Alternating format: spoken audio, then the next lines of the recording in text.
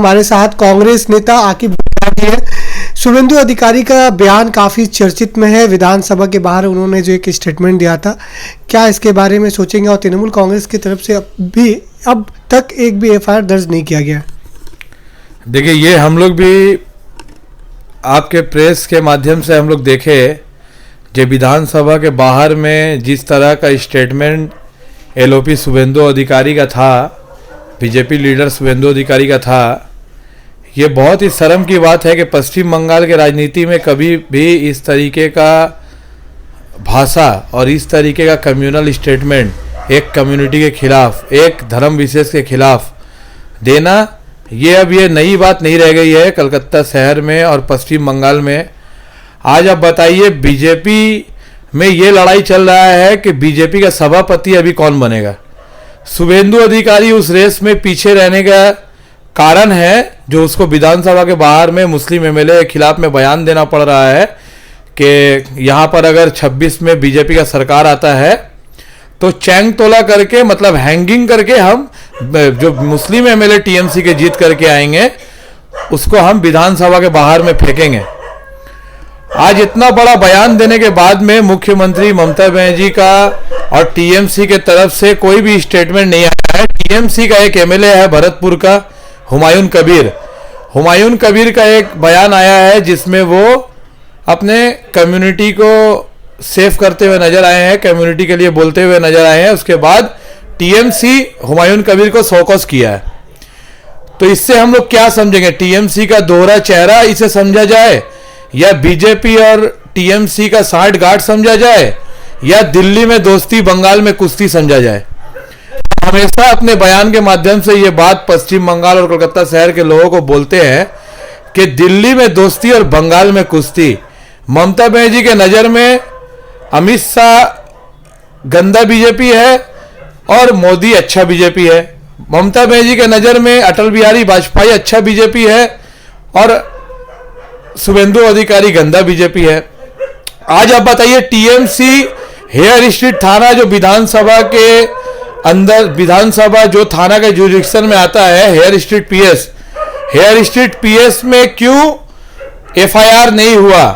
अभी तक कलकत्ता पुलिस क्यों एफआईआर नहीं किया? हम लोगों के कांग्रेस पार्टी के तरफ से बहुत सारे थाना में, हर एक जिला में हम लोग शुभेंदु अधिकारी के खिलाफ में एफआईआर करने के लिए कंप्लेन दिए हैं बहुत सारे थाना में। कल भी भवानीपुर थाना, जहां पर भवानीपुर थाना में आकर के ममता बनर्जी का अपना क्षेत्र में आकर के शुभेंदु अधिकारी का हर दिन एक उल्टा फुल्टा स्टेटमेंट आ रहा है, बयान आ रहा है।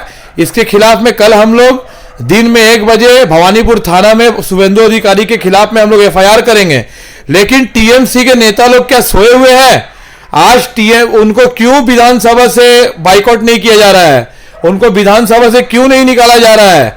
कल एक होली के समारोह में हावड़ा में जाकर के शुभेंदु अधिकारी बोला है कि इस बार रामनवमी का जो जुलूस होगा उसमें कोई पुलिस परमिशन का जरूरत नहीं है। 1 करोड़ हिंदू आप लोग रास्ता में रामनवमी में निकले। आप बताएं, पश्चिम बंगाल में क्या पहले रामनवमी, पहले दुर्गा पूजा, ईद, बकरीद, मुहर्रम, हर एक त्योहार एक तरीके से नहीं हुआ? कल होली था, कल हम लोगों के मुस्लिम भाई जुमा का नमाज अदा किए हैं, हिंदू भाई होली खेले हैं। तो ये सब विभाजन का राजनीति तो पश्चिम बंगाल कभी देखा नहीं है। यहां पर 2026 का चुनाव से पहले टीएमसी और ममता बनर्जी बीजेपी के साथ में एक सांठगांठ करके ये प्लान की है कि तुम हिंदू का बात करो और हम मुसलमान का बात करें। आज पश्चिम बंगाल का मुसलमान, कलकत्ता का मुसलमान ममता बनर्जी के सहारे नहीं है। ममता बनर्जी के वजह से मुसलमान पश्चिम बंगाल का जिंदा नहीं है।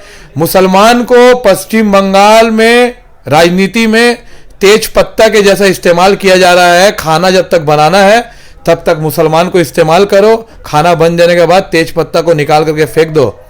शुभेंदु अधिकारी के खिलाफ में इतने सारे टीएमसी के मुस्लिम लीडर है, वो लोग क्यों नहीं रास्ते में उतर रहे हैं?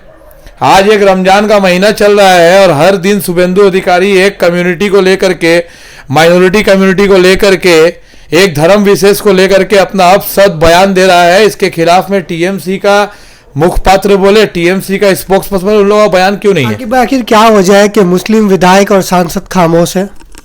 देखिए, यहाँ पर तो टीएमसी में एक पोस्ट है, बाकी सब लैंप पोस्ट है। टीएमसी में ममता जी जो बोलेगी वही टीएमसी का सब नेता बोलेगा। यहाँ पर कोई ऐसा टीएमसी का एक भी मर्द एमएलए नहीं है।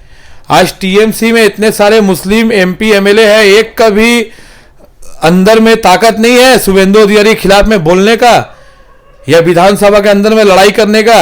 हम लोग हुमायूं कबीर का पूरा सपोर्ट करते हैं और एक तरीके से हम लोग यह भी शक का दायरा में लाते हैं कि कहीं ये कोई बहुत बड़ा, जैसा ममता जी बोलती है खेला होवे, तो ये भी तो कहीं विधानसभा से पहले बहुत बड़ा एक खेला नहीं है कि शुभेंदु को देकर के मुस्लिम के खिलाफ, मुस्लिम एमएलए के खिलाफ बयान दिया जा रहा है ताकि मुस्लिम वोट टीएमसी में जाए और हिंदू वोट यूनाइटेड होकर के बीजेपी में जाए। आज आप बताइए, पश्चिम बंगाल में बीजेपी को रास्ता दिखाने वाली ममता बनर्जी है। ममता बनर्जी का हाथ पकड़ करके बीजेपी पश्चिम बंगाल में आरएसएस आया है। ममता बनर्जी अटल बिहारी वाजपेयी को कलकत्ता में लाई है। सुल्तान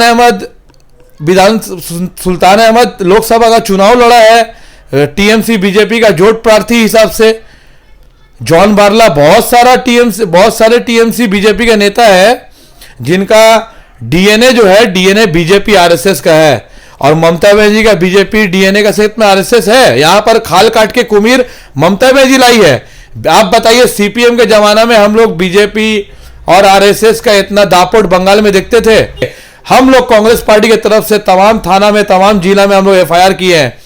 कलकत्ता पुलिस और बंगाल पुलिस एफआईआर क्यों नहीं किया अभी तक? शुभेंदु अधिकारी को क्यों नहीं अरेस्ट किया गया? आज अगर कांग्रेस का कोई नेता यह बयान देता तो ममता बनर्जी का पुलिस उसके घर में जाकर के उसको अरेस्ट करता, फॉल्स केस देकर के उसको अरेस्ट किया जाता। लेकिन बीजेपी का नेता लोग जब इतना बड़ा बड़ा बयान देता है, उसको कलकत्ता पुलिस और बंगाल पुलिस क्यों सहारा दी हुई है और उसको क्यों नहीं अरेस्ट किया जाता है?